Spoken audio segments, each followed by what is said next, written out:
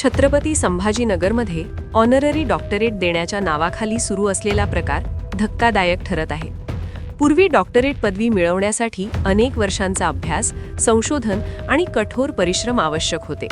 मात्र आता काही खासगी संस्था फक्त अर्ज आणि ठराविक रक्कम घेऊन कोणालाही डॉक्टर ही उपाधी देत असल्याचे समोर आले आहे.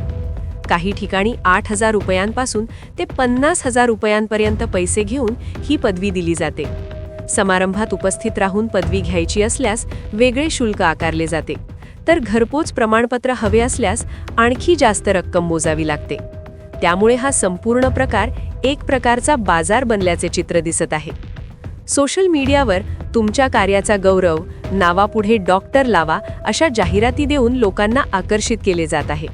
अनेक संस्था इंटरनॅशनल किंवा युनिव्हर्सिटीच्या नावाखाली हा व्यवसाय करत असल्याचेही उघड झाले आहे, ज्यामुळे सर्वसामान्य नागरिकांची दिशाभूल होत आहे. प्रत्यक्षात अशा प्रकारच्या पदव्या देण्यासाठी युनिव्हर्सिटी ग्रँट्स कमिशन म्हणजेच UGCची मान्यता आवश्यक असते. मात्र अनेक संस्था ही मान्यता नसतानाही पदव्या देत आहेत.